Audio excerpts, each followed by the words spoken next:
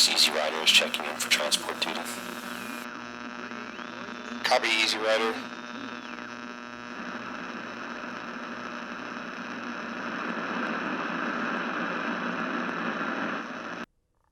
So now that we've got our config file all set up and our map objects are in place where we need them to be, the only thing remaining to do is wire up the solution. The first thing that we need to do is we need to load all of our scripts. If we go to the trigger editor here, we already have our mission start script. The next thing that we want to do is we want to add we want to load our actual scripts that are needed to run agHTM. The first thing we'll need to do is we'll need to load Mist, because agCore, which is a dependency of agHTM, uses Mist for some of its calculations. So we're going to go ahead and create a new trigger.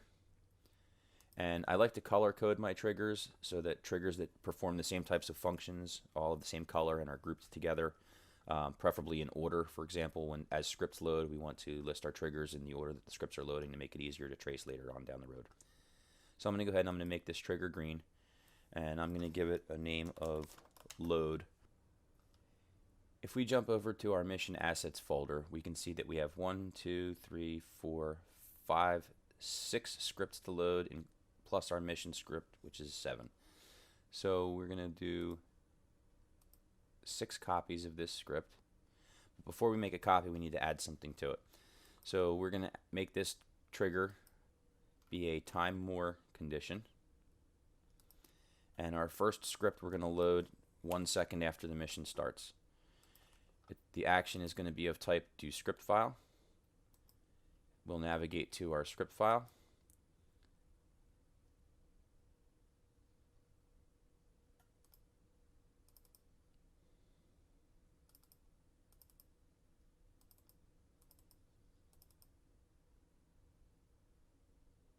And we're going to load Mist as our first script because it's the only one that is depended upon by other pieces of our code. So first we'll load Mist. Now we'll make our 6 copies. And now I'm going to give them names. So the first script that we're going to load is Mist.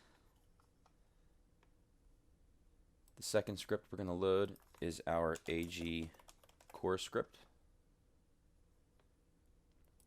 followed by agLogger,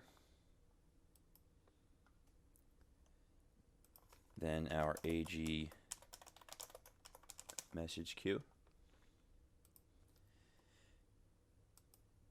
Next we're going to load our agHTM script, since all of our dependencies have already been loaded. And finally we're going to add our agHTM config file. And this last one, this is the one responsible for loading our actual mission code that runs our mission. So we're going to actually change this one to yellow, and this is going to be our mission.lua script. The reason I made this yellow is just so I can very quickly and easily find the mission script. As I make changes, I'll need to reload the script, so being able to find it very quickly and easily is a nice added benefit. So the next thing we need to do is we just need to actually load the scripts that we've just referenced in the names. So we've got Mist loaded. Next we're going to load agCore, agLogger,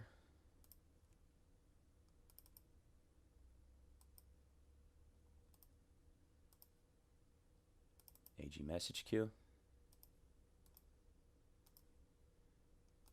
agHTM,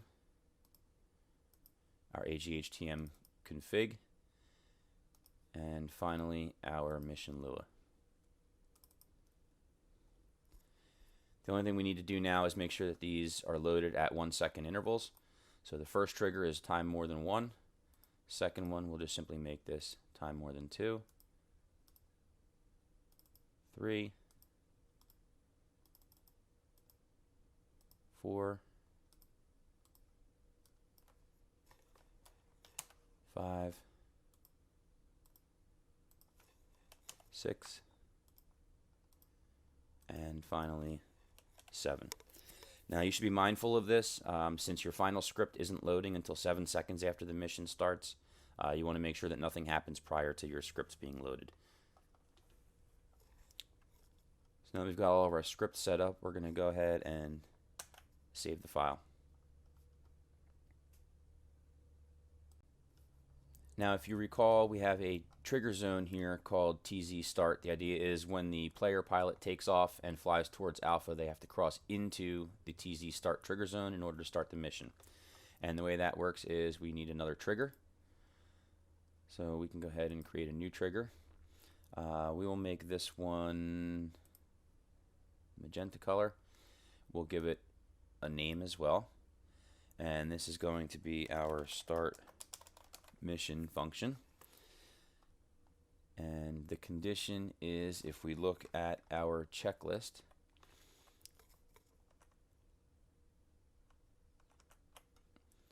all of the information that you need is kind of here as a cheat sheet.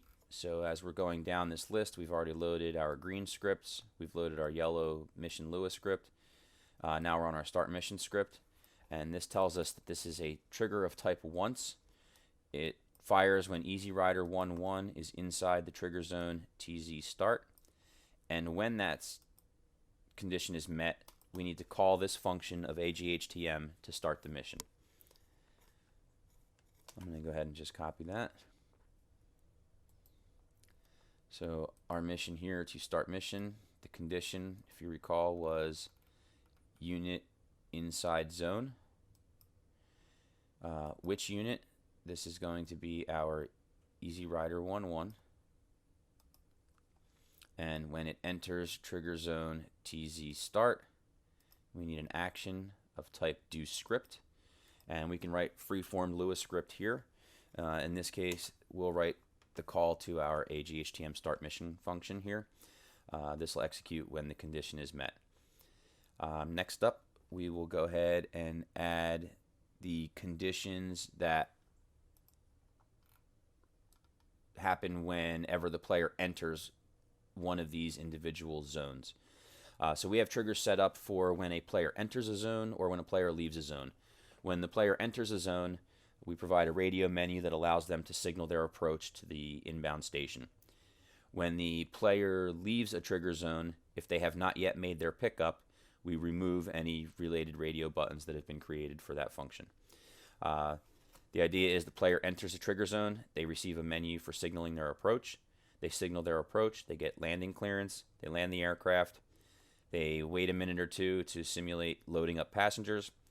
The player then has a radio button that's been added to signal their pickup.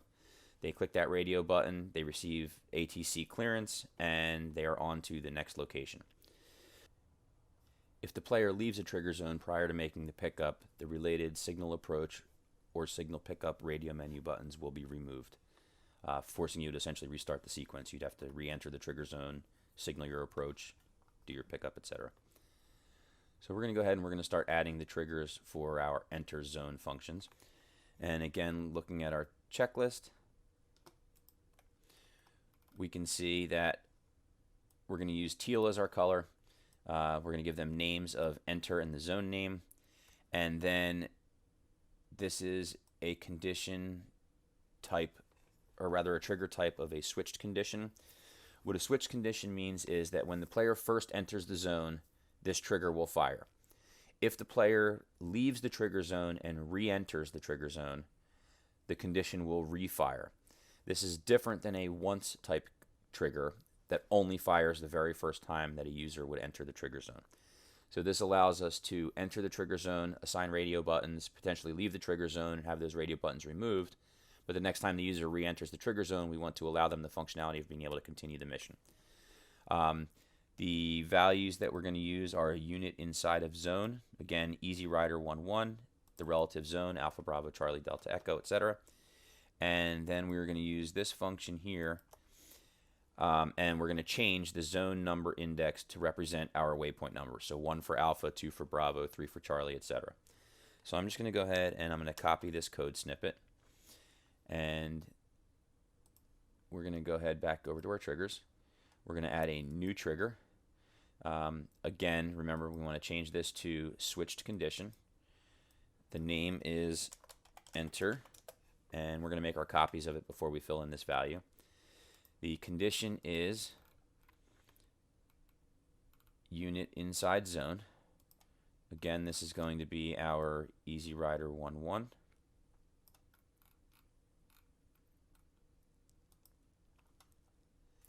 And this time we're checking for them to enter TZ alpha.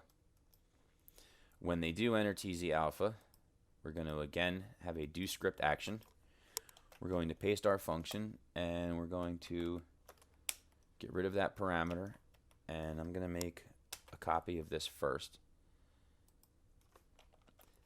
So alpha is zone 1. Now we need to set our color to teal as we had mentioned, and now we're going to make our copies for our other areas. So we need to have triggers for entering alpha, Bravo, Charlie, Delta, Echo, and our final destination, which is Olympia. Now we'll go back and we'll just update our parameters. So this, we'll do our names first. So this is alpha.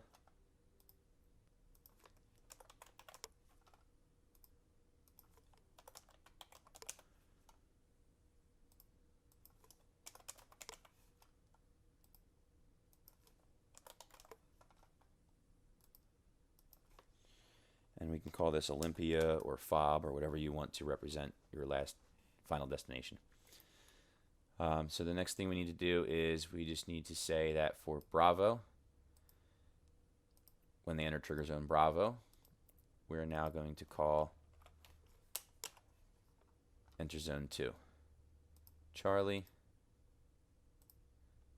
Charlie, enter zone 3. Delta,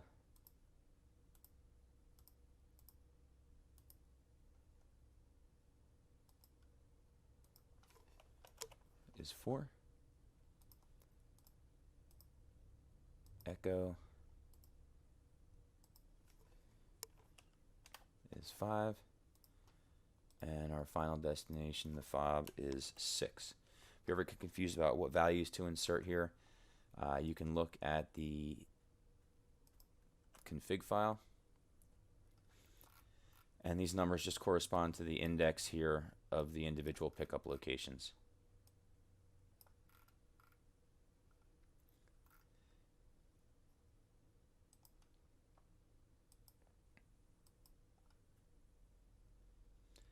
Okay, so now we've added all of our triggers for entering our trigger zones. We need to do the same thing for exiting our trigger zones. And again, if we switch back to our cheat sheet here,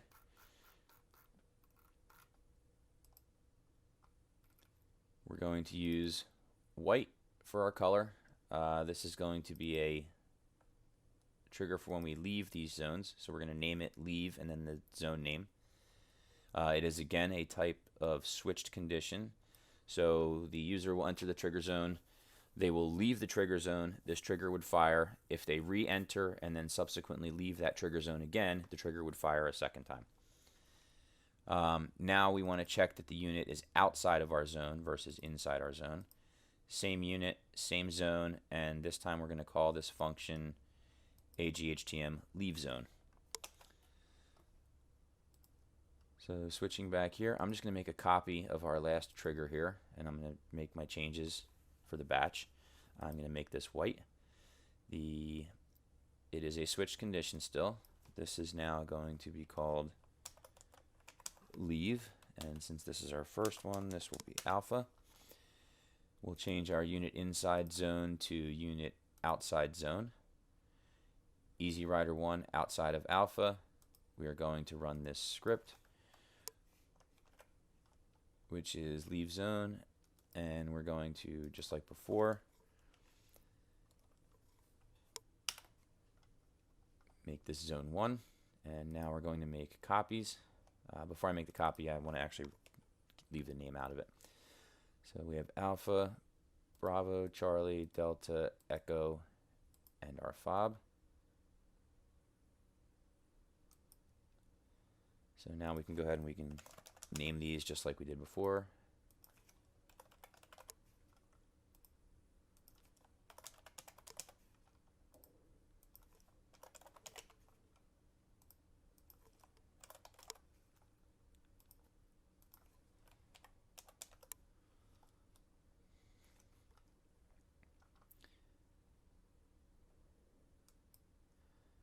Alpha is 1, Bravo, leaving Bravo, 2, Charlie, leaving Charlie, 3,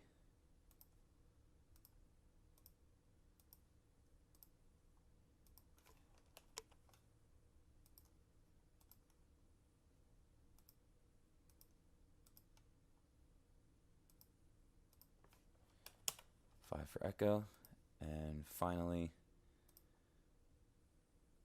our Olympia trigger zone. Probably should have called it TZ fob, then we would have to change up our config file. And this is going to be 6. So now we've got all of our triggers set for when we enter and exit our trigger zones. The only thing we have left to do is add the trigger that ends our mission once the user arrives at the final destination. So we're just going to go ahead and create a new trigger. I like to make this one red because it kind of represents the end of the mission for me. We'll name this one end mission. The type is once because we only want to end our mission one time. If we look at our checklist, we can see that we want to check for 2 conditions. One is that the time is more than 10 seconds. We don't want this to happen automatically when the mission starts, which often happens if your scripts aren't initialized yet and you try to make a call to a function that ends your mission prior to the mission ever having started. So we're just going to make sure that our time is more than 10 seconds, and then we want to add an additional condition that we evaluate at runtime using some of the properties within agHTM to determine whether or not the mission has ended. agHTM is responsible for updating this value at the very end of its process. So once this value is true, we know that the agHTM portion of our mission has completed, and we can go ahead and end the mission. This will only happen if we've set the end mission flag to true in the config file. So at the very bottom of the config file, we can see a property here called agHTM.endMission on final landing. By default, it is true. If you were building a multiplayer mission, you would want to make sure that you set this to false.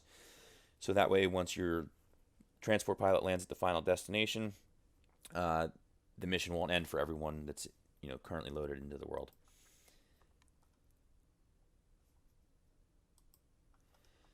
So our conditions are, there are 2 of them. One is a time more.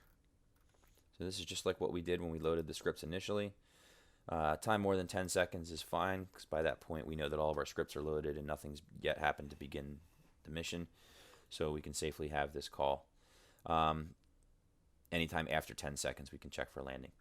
So now I'm going to go ahead and I'm going to add an additional trigger. And this one is going to be of type Lua predicate. A Lua predicate just means a function that you write within your code using Lua script to determine whether or not this condition should run. The function that you call must be a Boolean, and therefore it should evaluate to either true or false. In this case, our condition is, again from our checklist, our condition is we want to write a function that returns the value that indicates whether or not end mission is set to true. So I can just go ahead and copy this. And in our Lua predicate, we're just going to paste our code. So what this is going to do is every time that, or rather the first time that agHTM.endMission gets set to true, this trigger is going to run. Well, that's not going to happen until the very end of your mission after you've done all your pickups. So this is a safe action to happen. It will only happen at the very, very end. And we want to add a new, and the action here is again going to be a do script. And again, all of this is here for you to copy and paste. So it's going to be an end mission action resulting in blue winning with a message of mission completed successfully that's being displayed for 30 seconds. So I'm just going to copy my message, and in my do script, I'm sorry, this is not a do script action. This is simply a default end mission action. So when this condition is met, we end the mission for blue as the winner, with showing our message, and we show a 30-second delay. At this point, once the user has shown this message, they have a 30-second window to take screenshots, etc., whatever they want to do, before the mission ends and goes back to the briefing screen. Let's go ahead and save our mission file.